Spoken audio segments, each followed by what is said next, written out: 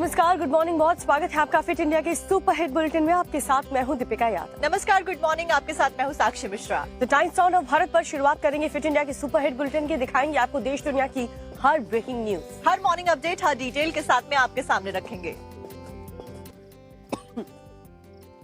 तो fit India की शुरुआत करते हैं सुबह की बड़ी खबर के साथ। ओडिशा से खबर, जहां पर दाना तूफान का लैंडफॉल करीबन रात 12:30 बजे से शुरू हो गया। 110 किलोमीटर प्रति घंटे की रफ्तार से हवाओं का चलना भी ओडिशा में फिलहाल दाना तूफान की वजह से शुरू हो गया है। ये बड़ा अपडेट आपको बता रहे हैं कितनी मुश्किल भरे हालात वहां पर पैदा हो रहे हैं। ओडिशा और पश्चिम बंगाल के कई ऐसे इलाके हैं जहां पर तेज बारिश का दौर जारी है। ओडिशा के कई इलाकों में आंधी के चलते पेड़ तक गिर चुके हैं। बंगाल के कई इलाकों में तेज हवाओं के साथ बारिश हो रही। तो देखिए, इसी को लेकर एनडीआरएफ और एसडीआरएफ की तमाम टीमों को फिलहाल मैदान में तैनात किया गया है। और तस्वीरें भी सामने लगातार ओडिशा से तस्वीरें आप देख रहे हैं किस तरीके से तेज हवाओं का चलना लगातार जारी है। बताया जा रहा है मौजूदा वक्त में 110 किलोमीटर प्रति घंटे की रफ्तार से हवाएं चल रही है। रात को 12:30 बजे इस तूफान का लैंडफॉल होता है। और देखिए, इससे पहले ही मौसम विभाग ने जानकारी दे दी थी और इसी वजह से एनडीआरएफ और एसडीआरएफ की तमाम टीमों को मौके पर तैनात रखा गया था। और साथ साथ में तटीय इलाकों से लोगों को दूर शिफ्ट किया गया था और वहां पर ना जाने की हिदायत भी दी जा रही थी। तस्वीरें लगातार हम आपको दिखा रहे हैं बंगाल से, जहां पर दाना तूफान की वजह से किस तरीके से हवाएं चल रही हैं वो आप देख सकते हैं। और जो मौजूदा स्थिति वहां पर बनी हुई है, लोगों का सड़कों पर चलना हराम हो चुका है। ओडिशा, बंगाल तटीय इलाकों से दूर रहने की लोगों को सलाह दी गई है। क्या क्या कदम वहां पर प्रशासन की तरफ से उठाए गए हैं, ये भी हम आपको लगातार बता रहे हैं। ज्यादा जानकारी के साथ हमारे सहयोगी जुड़ चुके हैं। ओडिशा के केंद्रपाड़ा से राकेश पांडे हमारे साथ जुड़ चुके हैं और साथ ही पश्चिम के दीघा से पूजा मेहता हमारे साथ जुड़ चुकी हैं। सबसे पहले राकेश, आपका रुख करते हुए, फिलहाल जो मुसीबत वहां पर आई है ओडिशा में, प्रशासन की तरफ से क्या अलर्ट जारी किए गए हैं, क्या क्या सलाह लोगों को दी गई है?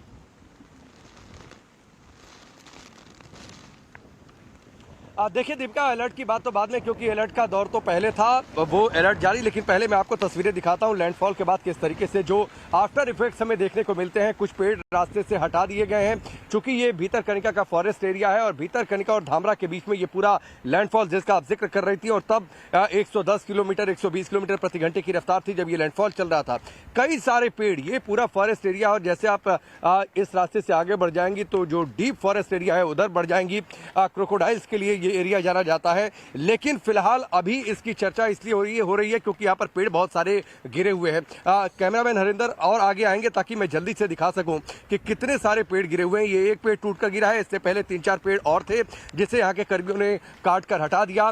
ये पूरे रास्ते में आपको सामने तस्वीरें दिख रही होंगी कि कैसे ये पूरा रोड जो है वो ब्लॉक हुआ पड़ा है। देर रात ये तूफान लैंडफॉल किया, बंगाल की खाड़ी से ये तूफान उठा था और अब जब ये तटों से टकराया है, सबसे ज्यादा इसका असर ओडिशा और पश्चिम बंगाल, इन्हीं दो राज्यों में। इसीलिए सबसे ज्यादा सतर्कता जो है वो इन्हीं दोनों राज्यों में। और जो अलर्ट की आप बात कर रही थी, जितने लो लाइंग एरियाज है वहां पर पहले से अलर्ट जारी किया गया था। लोगों से ये अलर्ट था कि समुद्र तट के आसपास न जाए। वहां पर बाकायदा लोगों को प्रशासन के लोग तैनात हैं ये देखने के लिए कि कोई समुद्र के किनारे पहुंच न जाए। अब ये देखिए, मैं आपसे बातचीत करते हुए आगे पहुंचा तो और पेड़ यहाँ पर टूटकर गिरे हुए हैं। ये रास्ता पूरी तरीके से ब्लॉक हुआ है, यानी अभी इस रास्ते से जाना संभव नहीं है। हम लोग इसी रास्ते से गुजर रहे थे कि इस रास्ते से होते हुए, चूंकि भीतरकनिका और धामरा के बीच ये लैंडफॉल हुआ है, तो पूरा ये रूट हम कवर कर लें। लेकिन फिलहाल जब तक ये रास्ता क्लीन नहीं होगा, आप थोड़ा सा और आगे जाइए, जब तक ये रास्ता क्लीन नहीं होगा तो इस रास्ते से आगे बढ़ पाना संभव नहीं होगा। कई सारे, ये पूरा रास्ता ब्लॉक हुआ पड़ा हुआ है। लो लाइन एरिया से देर शाम को कल ही हटा दिया गया था लोगों को, ताकि वहां पर, चूंकि समुद्र तट के पास तो समुद्र का लेवल बढ़ जाता है जब इस तरीके से तूफान आते हैं, तो इसलिए भी लोगों को वहां से हटा दिया गया।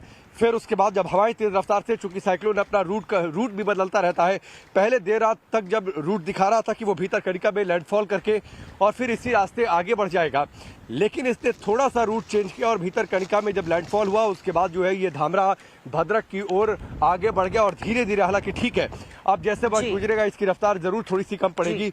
लेकिन ये देखिए, एक और पेड़ हुआ है, तो ये दाना तूफान का, ठीक है राकेश, कुल मिलाकर फिलहाल जो निशान है दाना तूफान के आने के साथ ही वो भी नजर आने शुरू हो गए। आप भी अपना बहुत बहुत ख्याल रखिए। इस बीच राकेश, पूजा भी हमारे साथ में क्योंकि जुड़ी हुई है, दीघा से पूजा का रुख कर लेते हैं। पश्चिम के दीघा से पूजा हमारे साथ जुड़े हैं। पूजा, फिलहाल क्या कुछ तस्वीरें आपके आसपास आपको नजर आ रही हैं और प्रशासन की क्या कुछ तैयारियां हैं मौजूदा वक्त में, और कब तक इसके आफ्टर इम्पैक्ट्स भी देखने को मिलते रहेंगे?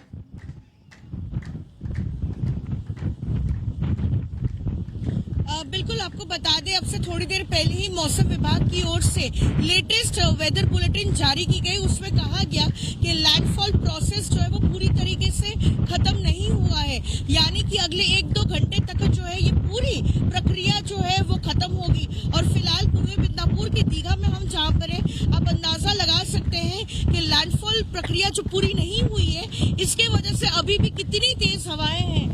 पीछे आप देखिए रौद्र रूप जो है धारण किया हुआ है यहाँ पर समुंदर, और साथ ही जो पेड़ है वो किस तरह से झुक गए हैं यहाँ पर, क्योंकि बताया जा रहा है कि अभी भी दीघा में असर काफी ज्यादा है, चूंकि लैंडफॉल प्रोसेस जो है पूरी तरीके से खत्म नहीं किया जा चुका है। इसलिए अभी भी यहाँ पर समझ लीजिए 70 से 80 किलोमीटर प्रति घंटे की रफ्तार से जो है हवाएं चल रही है। और साथ ही खतरा पश्चिम बंगाल के लोगों के लिए टला अभी भी नहीं है, क्योंकि जैसे जैसे लैंडफॉल प्रक्रिया खत्म होगी और ये सिवियर साइक्लोनिक स्टॉर्म से साइक्लोनिक स्टॉर्म बनेगा, उसकी शक्ति कम होगी, उसके बाद ये डीप डिप्रेशन में तब्दील होगा। यानी कि काफी ज्यादा बारिश जो है ये चक्रवाती तूफान दाना जो है अपने साथ लेकर आया है। तो डर इस बात का है कि तूफान भले ही यहाँ से गुजरकर आगे बढ़ गया हो, लेकिन उसके बाद जो यहाँ पर बारिश होगी उससे लोगों को जो है काफी क्षति पहुंच सकती है, क्योंकि जल जमाव की परिस्थिति हो सकती है। क्योंकि अभी से खबर आ रही है कि पश्चिम बंगाल के 2 ऐसे जिले हैं, एक पूर्वी मिदनापुर जहाँ पर हम मौजूद हैं, और साथ ही दक्षिण 24 परगना जहाँ पर कई ऐसे इलाके में जो है लाइट पोल्स उखड़ गए हैं और साथ ही पेड़ टूट गए हैं, और कुछ जगहों में गाँव में भी पानी घुस गया है। क्योंकि बीती रात को जब यहाँ पे लैंडफॉल प्रोसेस शुरू हुआ, हमने देखा था किस तरह से समुद्र का पानी जो है वो बिल्कुल बाहर आ गया था, क्योंकि हाई टाइड के साथ जो है लैंडफॉल का टाइम कोइंसाइड हुआ था, और इसी वजह से अलग अलग जगहों पर जो है जल जमाव की भी परिस्थिति हुई है।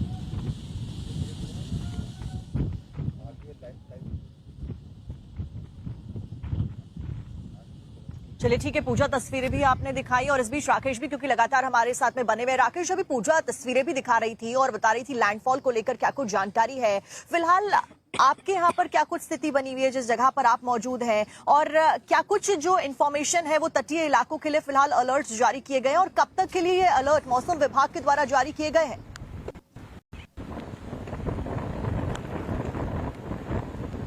बिल्कुल निश्चित तौर पर देखिए, मौसम विभाग की ओर से पहले ही अलर्ट जारी किया गया है कि स्पीड कितने साइक्लोन की हो सकती है। अब ये भी देखना होगा कि अभी तो इस रास्ते पर पेड़ गिरे हुए हैं, कई जगहों पर हो सकता है मोबाइल टावर गिरे हों, कई जगहों पर इस तरीके से नेटवर्क का नुकसान, क्योंकि जैसे हम आगे बढ़े तो वहां से नेटवर्क डाउन हो रहा था, हमें जो है वहां से हटकर इस ओर आना पड़ा ताकि आपसे बातचीत हो सके। तो पेड़ों का गिरना, पेड़ गिरने के बाद कहीं किस तरीके से इंफ्रास्ट्रक्चर को क्या नुकसान हुआ है, ये सब आज जब इसका आफ्टर इफेक्ट खत्म हो जाए तो जाहिर सी बात है जो सरकारी एजेंसियां हैं, जो प्रशासन के लोग हैं, वो इन सभी बातों का आकलन करेंगे, उनको दुरुस्त करेंगे। जहां पर रास्ते बंद होंगे उन रास्तों को क्लीन किया जाएगा, रास्तों को ओपन किया जाएगा। लेकिन हाँ, एहतियात बरते गए हैं, सरकार पूरी तरीके से अलर्ट मोड पर रही है। ट्रेनों को कैंसिल किया गया, कल देर रात से रात 9 बजे से शाम 6 बजे से और सुबह 9 बजे तक भुवनेश्वर एयरपोर्ट पर किसी भी तरीके की फ्लाइट ऑपरेशंस को वो बैन कर दिया गया, ताकि जब ये तूफान का पूरे इस तटीय इलाकों से निकल जाए तो फिर जो है एक बार फ्लाइट एक बार शुरू हो। लोगों को शेल्टर होम में शिफ्ट किया गया है। लगातार लोगों के मोबाइल पर मैसेजेस भेजे गए हैं कि आप अपने जरूरी कागजात, दवाइयां लेकर, जो लोग लो लाइन एरिया में है या समुद्र तट के आसपास है। फिट इंडिया में रुक करते अगली खबर का, जम्मू कश्मीर से खबर जहां पर आतंकी हमला हुआ। आपको बता दें कि इस आतंकी हमले में गुरुवार देर रात को 2 जवान जहां शहीद हो गए हैं, वहीं 3 जवानों की हालत गंभीर बताई जा रही है, जो कि अस्पताल में भर्ती है। इसके अलावा आपको ये भी बता दें कि आतंकियों ने बारामूला जिले के गुलमर्ग इलाके में जवानों के वाहनों को निशाना बनाया, और ये वो इलाका है जहां पर पाकिस्तान सीमा से महज 12 किलोमीटर की दूरी पर है। सेना का सर्च ऑपरेशन जारी है। पूरा मामला क्या है इस रिपोर्ट में देखते हैं।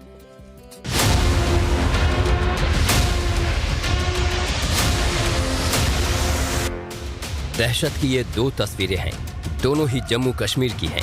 पहली तस्वीर बारामूला के गुलमर्ग की है, जहां आतंकियों ने सेना की गाड़ी को निशाना बनाया, जबकि दूसरी तस्वीर पुलवामा के बटकुंड की है, जहां यूपी के एक मजदूर को आतंकियों ने निशाना बनाया।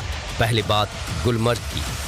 जम्मू कश्मीर में एलओसी के पास सेना के जवानों पर दहशतगर्दों ने भीषण हमला किया, जिसमें 2 जवान शहीद हो गए, जबकि 3 जवान जख्मी हुए हैं। इस हमले में सेना के लिए काम करने वाले 2 मजदूरों की भी मौत हो गई। उत्तरी कश्मीर के बूटा पथरी इलाके में हुए आतंकी हमले के बाद सेना ने बड़े पैमाने पर आतंक विरोधी अभियान शुरू किया है। हम इस समय टंगमर्ग में हैं और तस्वीरों के माध्यम से मेरे सहयोगी शफीक आपको दिखाएंगे। जम्मू कश्मीर पुलिस के साथ साथ सीआरपीएफ जवानों की तैनाती यहां पर की गई है और बूटा पथरी की तरफ जाने वाले तमाम रास्तों को फिलहाल सील कर दिया है। बड़े पैमाने पर ऑपरेशन जारी है। बताया जा रहा है कि आतंकियों ने सेना के वाहन पर घात लगाकर हमला किया। इस हमले के बाद सेना और पुलिस की त्वरित प्रतिक्रिया टीमें मौके पर पहुंच गई हैं। अब बात पुलवामा की। गुरुवार की सुबह आतंकियों ने पुलवामा जिले के त्राल इलाके में यूपी के एक मजदूर को गोली मारकर घायल कर दिया। हाल के दिनों में कश्मीर में बाहरी मजदूरों पर भी हमले की घटनाएं बढ़ी हैं। इस मामले को लेकर एलजी मनोज सिन्हा ने सोशल मीडिया पर पोस्ट किया है, जिसमें उन्होंने लिखा कि बूटा पाथरी सेक्टर में हुए जघन्य आतंकी हमले पर सेना के शीर्ष अधिकारियों से बात की। आतंकवादियों को बेअसर करने के लिए जल्द मुंहतोड़ जवाब देने के निर्देश दिए। ऑपरेशन जारी है। हमारे शहीदों का बलिदान व्यर्थ नहीं जाएगा। उनके परिवारों के प्रति संवेदना, घायलों के शीघ्र स्वस्थ होने की प्रार्थना करता हूं। इस बीच जम्मू कश्मीर के सीएम उमर अब्दुल्ला ने इस आतंकी हमले पर दुख जताया है। उन्होंने एक्स पर लिखा कि उत्तरी कश्मीर के बूटा पाथरी इलाके में सेना के वाहनों पर हुए हमले की बेहद दुर्भाग्यपूर्ण खबर है, जिसमें कुछ लोग मारे गए हैं और जख्मी हुए हैं। कश्मीर में आतंकी हमला गंभीर चिंता का विषय है। मैं इस हमले की कड़ी निंदा करता हूं और जान गंवाने वालों के परिवार के प्रति अपनी संवेदना व्यक्त करता हूं। मैं ये भी प्रार्थना करता हूं कि जख्मी लोग पूरी तरह से और जल्द ठीक हो जाएं। जम्मू कश्मीर के पूर्व मुख्यमंत्री और पीडीपी प्रमुख महबूबा मुफ्ती ने भी इस हमले पर दुख जताया और सोशल मीडिया पर लिखा, बारामूला में सेना के काफिले पर हुए आतंकी हमले से मैं स्तब्ध और बेहद दुखी हूं, जिसमें एक नागरिक की मौत हो गई। मैं इसकी कड़ी निंदा करती हूं और घायल जवानों के शीघ्र स्वस्थ होने की प्रार्थना करती हूं। नई सरकार बनने के बाद अब तक जम्मू कश्मीर में तीसरी बार आतंकी हमला हुआ है। जम्मू कश्मीर बीजेपी के पूर्व अध्यक्ष रविंदर रैना ने इस हमलों के लिए पाकिस्तान को दोषी करार दिया है। पाकिस्तान कश्मीर को लहूलुहान करना चाहता है, लेकिन पाकिस्तान के हर षड्यंत्र को हम विफल करेंगे।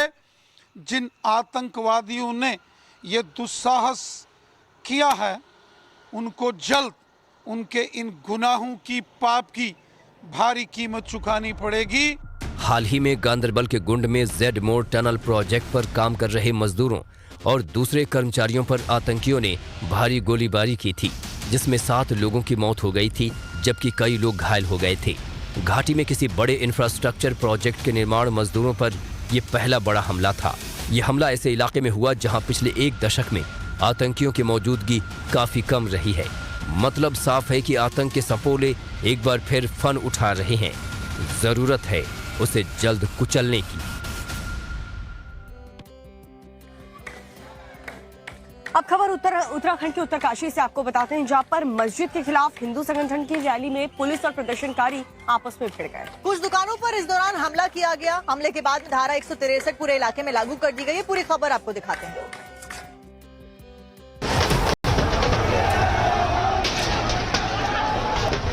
उत्तराखंड के उत्तरकाशी में भारी बवाल और हंगामा देखने को मिला। यहां सड़कों पर हिंदू संगठनों से जुड़े लोगों ने अचानक हल्ला बोल दिया। हिंदू संगठनों की ये रैली मस्जिद हटाने को लेकर थी। भीड़ बढ़ती देख पुलिस चौकन्नी हो गई। रैली को रोकने के लिए पुलिस की ओर से बैरियर लगाए गए थे, लेकिन लोगों का आक्रोश पुलिस के इंतजामों पर भारी पड़ता दिखाई दिया। नारेबाजी करते हुए जन आक्रोश रैली बैरिकेड के पास पहुंची, जहां उनकी पुलिस और भीड़ के बीच तीखी झड़प देखने को मिली। प्रशासन ने लोगों को समझाने की कोशिश की, लेकिन प्रदर्शनकारी बैरिकेडिंग हटाने की मांग पर अड़ गए। बाद में भीड़ टुकड़ों में बाजार में फैल गई और दुकानों पर हमला शुरू कर दिया। इस दौरान पुलिस को लाठीचार्ज करना पड़ा। हंगामा बढ़ा तो भीड़ ने पथराव कर दिया। इस घटना में कई पुलिसकर्मी घायल हो गए।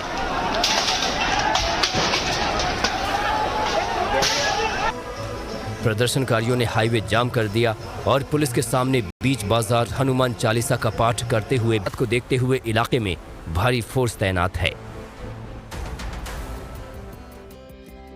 और अब गुजरात के बनासकांठा से, जहां पर पुलिस ने चेकिंग के दौरान करोड़ों रुपए का कैश बरामद किया है। कहां से ये कैश लेकर के कहां पर जा रहा था, पुलिस की टीम ने कितने लोगों पर एक्शन लिया है, दिखाते हैं पूरी खबर इस रिपोर्ट में।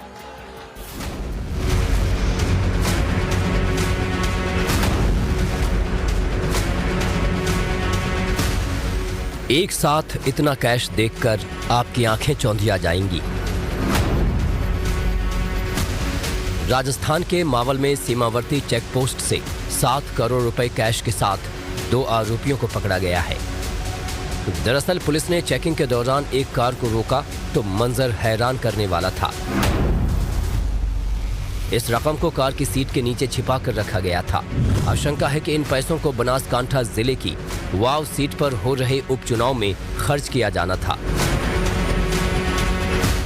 इस भारी भरकम कैश को दिल्ली से अहमदाबाद ले जाया जा रहा था। संतोषजनक जवाब नहीं देने पर पुलिस ने संदेह के आधार पर जांच की और दोनों युवकों को गिरफ्तार कर लिया। पुलिस इस बात की भी जांच कर रही है कि क्या इस रकम का संबंध उपचुनाव से है या इसे अन्य किसी अवैध गतिविधि के लिए इस्तेमाल किया जाना था।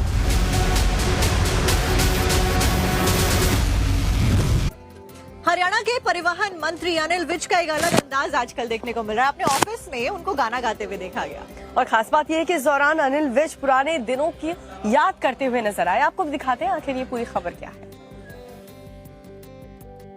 ऐसे लोगों को जिनकी फितरत छुपी रहे, नकली चेहरा सामने आए, असली सूरत छुपी रहे। ऐसे लोगों को जिनकी फितरत छुपी रहे, नकली चेहरा सामने आए, असली सूरत छुपी रहे। अब बात करते हैं अयोध्या प्रभु श्री राम की नगरी की, क्योंकि इस बार की दिवाली वहां पर बेहद खास होने वाली है। अब आपके जहन में सवाल उठ रहा होगा कि आखिरकार अयोध्या की दीपावली इस बार इतनी खास क्यों होने वाली है। रिपोर्ट में दिखाते हैं।